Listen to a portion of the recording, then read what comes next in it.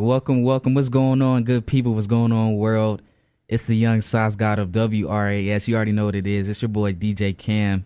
Today, we got a special guest in the building. Came about 1,000 miles all the way from Connecticut, man. Say what's up, Slay, man. Welcome to the show, man. Hey, man, that's like a great intro right there, my dude. You made me feel real special right there, man. Hey, man, that's the plan, man. Good to have you in the building, bro. Hey, man, I'm just happy to be here. I'm just so fortunate, you know? Absolutely, man. Absolutely. So, getting right into it, man. I know, as I just said, you know what I'm saying, for the people that don't know, my man Slay is from Connecticut, hailing from West Haven. Yeah, West Haven, Connecticut, man. Shouts out to West Haven. State champs, man. That's what State we do. champs. Yeah. What year? My junior year, bro. Yeah, we took down New Britain, which was New Britain crazy because they were actually rated in like the top 50 high schools in the nation. For real? Yeah. Were y'all ranked at all? Oh, no. That's crazy. Nah. I mean, we were number one team in the state. Yeah. But, we ain't beat New Britain. We beat Greenwich with John Sullivan, man. He's in the NFL right now, though. But that's a whole nother life right there, bro. What you like a linebacker or something? No, center. He played for the Vikings. Yeah. No, you. What were you? Oh, yeah. I was a linebacker. Yeah, you look like a linebacker. Yeah, I was smaller back then. I was like the quick guy that catch interceptions and stuff. Oh, you like that. an outside linebacker? Or Nah, something? I was middle. Oh, for I real? could hit though. I wasn't scared. Yeah, okay. Yeah. I could hit. Yeah. Yeah, no doubt, man. So, how long have you been in Atlanta? You know what I'm saying? I see you definitely been moving hard since you've been here, but how long have you been? Yeah, this is my senior year in Atlanta, man. I've been here 3 going on 4 years, man. This is my senior year. Came out here, was a freshman, just running around with my head cut off. You know, sophomore year, I started to educate myself more. Junior year, just studied the game, and now senior year, it's time to graduate. You know what I'm saying? 4 years, yeah, definitely. Yeah, okay, man. So, speaking on that, you know, the learning process, sometimes that does take a long time. Yeah. You haven't had a full project in a few years. So can you speak on, like, is that a part of your growth right now, just trying to figure out how you want to sound? Definitely, man. I mean, like I said, when I first came out here, I was like, you know, running around with my head cut off. And I was winning all these showcases, coming in first place. You know, that was the little hustle, getting $100 here. You get what I'm saying? Yeah. But then I linked up with this manager guy, and like, he was just like, I caught a raw deal, and I was just like, yo, man, I gotta learn this game for myself. So, that's when I decided to go back to school for music management, and before I released the project, I wanted to finish, so I could understand everything. And now the way I'm moving is a whole lot different than how I was moving before. Just smarter, not harder. You know what I'm saying? That's what it's all about. Yeah, so I ain't want to release a project not knowing everything I know now, and then it would have fell on deaf ears. You get what I'm saying? Because I wouldn't be able to like really pump it out the way it's supposed to be bumped out, and it wasn't gonna have this real shine in the light. You know what I'm saying? Yeah, absolutely.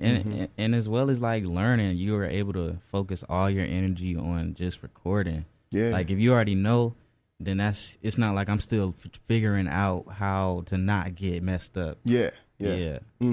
That's interesting though, man. You know, you hear a lot about people kind of catching some bad deals on the come up, and that's one thing that, since I'm learning more about the business, it kind of makes me nervous when I hear new cats talking about signing so quick. It's kind of like, man, I don't know. Oh yeah. I mean, don't sign them without no lawyer. Yeah, that's right. Like, once you see contracts, that's when a lawyer. Like, I mean, if it's like real, like they talking about they want you for years and stuff, but it wasn't that bad a deal. Like, I was able to get out of it because that's good. You know what I'm saying? It's just a couple $100 he stole from me, but that's the learning experience. And I talk to young producers all the time, like, hey, oh man, this guy just hit me up. They say they work with, but for instance, this guy was like, yo, Chance the Rapper Camp just hit me up. They really like some stuff. They said boom, boom, boom, but I'm a little scared to send it. Like, yeah, I'm like,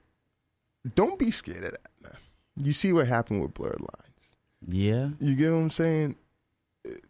Trust me, if you, like, don't worry too much about, like, copyrights and stuff like that. Because you'll be spending a lot of money. I say send it, man. If they're going to steal it, let them steal it and let them work that thing for free. And when it's at its peak, that's when you hit them with the cease and desist letter. You get what I'm saying? Mm-hmm. Don't be too afraid. And like, I'm the guy that cuts the deal. If everyone is like, no, I'll take less percentage just to get the deal done because I know I could get back in a room. You get what I'm saying? Yeah. And, I mean, it is what it is, and it's a learning experience. Go with your gut. If the dude sounds shady, I wouldn't like advise throwing out too much money without talking to somebody first. Mm-hmm. But I mean, it's a dirty game, baby. It's like boxing. Yeah, it's a dirty game. and you just gotta emerge from it all without a stain on your shirt, baby. Yeah, it's a dirty game, man. So speaking of producers and sending out beats and that type of stuff, who have you been linking up with since you came to the city, man? Okay, same team from Connecticut, or I work with my production team, man.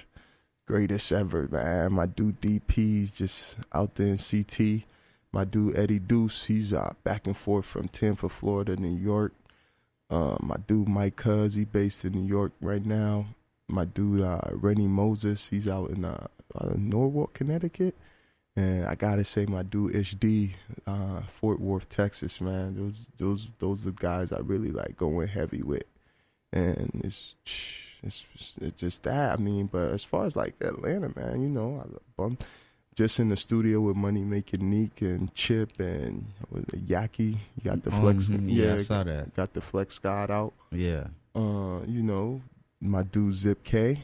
That's the homie. Yeah, Shouts out to that boy Zip, yeah, man. Shouts out to my dude Zip K, man. I was about to say your government on the radio, man. But that's my guy, my dude Pro Hayes. Yeah, man. I mean, I be sparring out here, man. It is what it is. You gotta, stick your neck out. Absolutely. Mm-hmm. So I noticed, when I'm listening to the tracks, and I read it in the bio actually as well, but it's very true. You're not afraid to hop on different type of beats or like at all. You know what I'm saying? And I think that's really cool. A lot of people, they kind of channel themselves at first, and then when they do want to grow, it's kind of like you messed yourself up in the beginning. Yeah. So as far as like picking on beats, do you purposely try to go for something that's a little bit different or a little bit out of the ordinary, or is it just what moves? It's all about the feel, how I feel when I first hear it, or if I continually hear it, or if an idea pops out at first, or if it's just weird, like, but it's a blessing that I've listened to so much. I listen to so much different music. Like before I even came here, I've been on this Amy Winehouse binge, just listening to all her records, and I've been listening to Bruno Mars for the last few days. You get what I'm saying? So it's just the feel, how I feel about it. And I just like I tell my producers, they be like, "Oh, what you looking for? Dude, send me your hottest stuff." Send me the hottest stuff, and then that's what I want. I want your best. The thing you feel is your best. Don't try to be like, oh, you need a club track, so I'm gonna try. No. Yeah, that doesn't ever go well. Yeah. When you try to, when you try hard is when you die hard. Yeah. For real. For real. Yeah. So I just take it, man. I mean, and it's been working out. I mean, there's like I got like a laptop full of beats, man. And that's what's so good. I rock with a lot of artists that I remember, like, just one of my dudes, like, I had this beat is just around. I played it for him. He's going crazy over it. I'm like, oh, man, it's okay. You can have it. If you want it, you can have it. Yeah. Man, he flipped that thing into this song, boy. I was like, I'm getting a 16 on this. Yeah. So it's like that. I need that. Yeah. It's just the right beat, right artist, right time. That's all it is. It's interesting you say that you do listen to a lot of artists, because I guess just talking to so many different artists, different people, different strokes for different folks. But I hear a lot of people say they kind of don't listen to anybody else because it's like they want to. It's kind of like the Beethoven thing. Like he was deaf, so he couldn't hear anything else. So he was totally in his own lane. So I hear some people kind of talk about it from that. Have you ever tried that side of it? I mean, no. I always listen to music. Like 24 hours in a day, I'm probably listening to music for 20, and then I sleep for the 4. You get what I'm saying? Yeah. Like, it's, unless I'm watching a movie, I gotta hear that noise. I gotta hear the music. So, like, I wouldn't say I'm up on all, like, the new stuff, because I be late on a lot of stuff. Like, I just listened to the Bryson Tiller. I just listened to the Dave East. I just started listening to Tory Lanez. You get what I'm saying? So, like, as far as the new stuff, like, I don't be, like, up on it, like, off the jump. But, like, when it comes to, like good music, I'm always listening to, like, old catalog, like old Jay-Z, Kanye. You get what I'm saying? If I find something, like I said, I was listening to Amy Winehouse. All the good music, I'm always seething through. Like, even gospel music, I'm always seething through it. And, like, I always listen to music. Like, it might not be the new stuff, but it's definitely always listening to music. I don't know. It's just a joy. It's just around the house, everything like that. Yeah. Yeah, I'm the same way. I almost feel like empty almost if it's too long goes by and I haven't heard any music. It feels weird. Yeah. It's a weird feeling. Yeah, and like, I listen to myself, but then it gets to the point where, dang, you're just like tired of hearing your voice and stuff. yeah. Even though, it's the greatest stuff in the world, but like, yeah, let me give someone else a shot, man. Yeah. Yeah, they need a chance, bro. Speaking on vocals, yeah, I heard you play on a couple tracks, not consistently. On a couple tracks, you kind of played around with kind of like singing the hook. You know what I'm saying? Is that something that you're kind of trying to get more into, or you know what I'm saying? Man, that boy Drizzy, man. I see what you're doing. Yeah, I mean, that just comes with the feel. Like, I write a lot of songs, so, like, like, as far as, like, the melody and singing, I like, if it's like a real singing part, I usually will give it to, like, an R&B artist. Right. You know what I'm saying? Yeah. But, like, a song alone, like, See You Again, like, I'm like, it's only I could see you again another time. So it's kind of like, okay, I could do that part. And, I really wanted a choir for that song, but I couldn't get it. So I just decided to do that. But, I mean, your boy got the melody, and it's nothing it's all about the feel. And nowadays it's more accepted. Like, back in the day, before, like, 808s and heartbreaks, like, rappers singing was... Yeah, that was a no-go. Career suicide. Yeah, that was a no-go. Yeah. So, but nowadays it's more accepted, and it's all about the feel, man. I'm big on the feel, man. Like, my whole thing is, like, the feeling, how you feel about it at that time. And my dude Mike Cuz gonna make me sound perfect. So, but I mean, that's nothing like I'm focused in on trying to sing more and more. But it's getting more melodic. Like, you hear the Futures, yeah. You see, so I mean, so now, back in the day, you had to go get an R&B artist, but now it's like more or less like, if you could hold a note and stuff like that, is be straight. Yeah. Yeah, definitely. So as far as some new music, you know what I'm saying? I know we have a visual coming in the sometime near future, man. Yes. Can you talk about as a whole project, if you have anything? Your boy, man, I'm sitting on like 54, man. Just whoever, man. This ain't let one go. Whoever think it's a game, let one go. This ain't no Drake and Meek Mill situation. I'm loaded over here now. Let one go. Yeah. I got 2 projects coming out, man. But like, the whole time I wasn't dropping projects, I was consistently creating so much material that I was just working on one that it became 2. Okay. All right. So the first one I'm gonna let go is a mixtape. Well, mixtape, whatever. Yeah. It's a project. Quote unquote. Yeah. It's called Promo Volume 3. So be on the lookout for that one, like, in the next few months. And then like 4 or 5 months after I drop Promo Volume 3, I'm gonna come with the EP. Make it sound official. Yeah. It's called Pianos and Drums. Yeah. So. But I mean, as far as like the visual, that's a song off Promo Volume 3. It's called Bust It Interlude. Okay. And I'm ready to let that go very soon. My dude Fresh P, he's in front of the computer right now. Like, shouts out to that boy. Yeah, we just ready to let that go. So definitely be on the lookout. You could catch that at sleepmusic.com, man. All right. So your last project was E11, right? Yes, E11. Ecclesiastics 11 is a Bible verse. Okay. Yeah. So, I'm excited to hear about these next projects because Mm-hmm. in a given year or in a given month or two, you go through so much and you learn so much and you change and develop. So how do you feel like your sound has changed as far as like, because it's been a few years. Yes, yeah. It's been a few while. Yeah, few years and a while. Yeah. Man, I just grew, man. I started, like, I got more to talk about now. Like, dude, I was just in London. You get what I'm saying? Mm-hmm. So it's a different perspective on everything, and it's like, as far as pianos and drums, that's the more mature project. But Promo Volume 3, I'm just letting those bars go, man. Letting them go. Yeah, and I'm looking for some features. My dude, been greasing this guy, Royce Rizzy, trying to get him in the studio. It's a lot, it's more features, and we just sparring, man. I mean, that's more like the songs that are just more hard hitting, I would say. But then there's so much in there. There's so much. It's just a whole conglomerate of like combustion, and I just put it out there. Ain't no real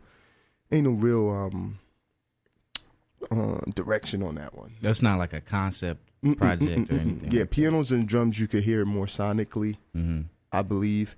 But this one is just like, yo, yeah. And then, there's freestyles up there and stuff like that. Yeah, so. But, I mean, as far as, like, from E11, you will see more resemblance of E11 in pianos and drums. And then Promo Volume 3 is just, like, the bump the scene whip type. You get what I'm saying? Yeah, okay. Most definitely. Right around the city type music. So you going to find something you like. Most definitely. Yeah. On some other stuff, man, I've been trying to figure out, like, what exactly does the logo mean with the beads? Like, what is this? You know what I'm saying? Man. It kind of reminds me of Run the Jewels, how they hold the beads in the little album cover. Oh, well, I got to check that out. Yeah. What does the logo mean, man? What does it stand for? It's the $1 million question, man. Nah, okay. So, I was on Twitter one day. Yeah. And stuff, so I just threw it out there, yo. I try to make a logo, man. I need to get my thing official, starting up in the game. Yeah. So this dude from Boston, I forget his name, he hit me back. A few people hit me back, but like I checked them out, and like this dude from Boston, I was really rocking with it. So we got to work like 30 minutes later on the logo. So my name is Slay, so I'm like, how can I make Slay stand out?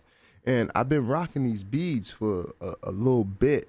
A little girl made them for me, and I just always rocking the beads, and it's like, everybody always asks me questions about it, like, hey, yeah, and some people started really like rocking with it. So I was just like, okay, for the logo, I mean, how do you make Slay stand out? It's a 4-letter word. For the Y, I knew I wanted it to be a zipper, because my first few mixtapes was called Ziploc. Right. Yeah. So definitely the Y, I wanted it to be a zipper. And then for the Slay, I'm just like, okay, I mean, if it's going to be me, I do wear these beads a lot. And I think it'll be like something that can stand out, like it's colorful and stuff like that. So that's how I can. I wish I had a better answer, but yeah. No, that's cool though, man. You really connected with the people wearing the beads that the girl made for you, man. That's cool. Yeah, bro. yeah. This little girl, and she get mad at me when I take them off. So I gotta keep rocking it. And then, right. I mean, when I get some money, I'm gonna make a diamond necklace out of it. Yeah, that'll be real fly. Yeah, like with mad different like rubies. Yeah, that'll be like real that. fly. My king is Wanda. Yeah. Gotta get that bread though. We doing good though. Fly, man. Yeah. But yeah, that's the logo. I mean, and it's catchy. I mean, and then we started making merch, and then it was just like, boom, you could wear this with anything. You know what I'm saying? So it got enough colors, and then I was like, oh, yo, I'm not bad at this. So yeah, that's fly, man. One last question I say. For the people that don't know you yet, man, it's kind of always a weird question when I ask people, because it's like, you got to think about it, but who are you? Man, my name is Nene Arnold KDA, bro, and stage name is Slay, and I'm just a guy that wants to be remembered. And who am I? That's a tough. Yeah, it's a weird question. It's not something you think about on a day-to-day. I'm just like that. a guy that stays consistent and likes to keep it real, and in my music, I like to spread a more positive message. Not saying I'm like churchy and stuff like that. I am a Christian. I do pray every day, but I'm just like more try to be as sincere as possible, and you'll find the good in that. Even though everything I do is not good, but Absolutely. you'll find the good in that, man. Absolutely. That's who I am.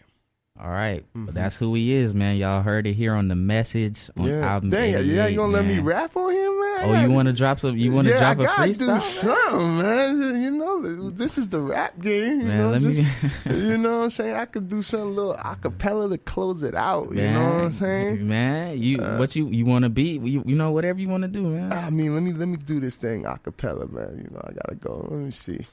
All right, man. Spit your ism, man. I had to, man. You know, just to let them know, like, you know, they be seeing me doing the business side so much, just in case they're getting it a little twisted. Yeah, don't get it twisted. All right, let's see, y'all. I spit 16 sickly. I kick 'em out like my landlord evicted me. Nowadays, man, I ain't with the trickery. Buster, P. Diddy, I got the victory.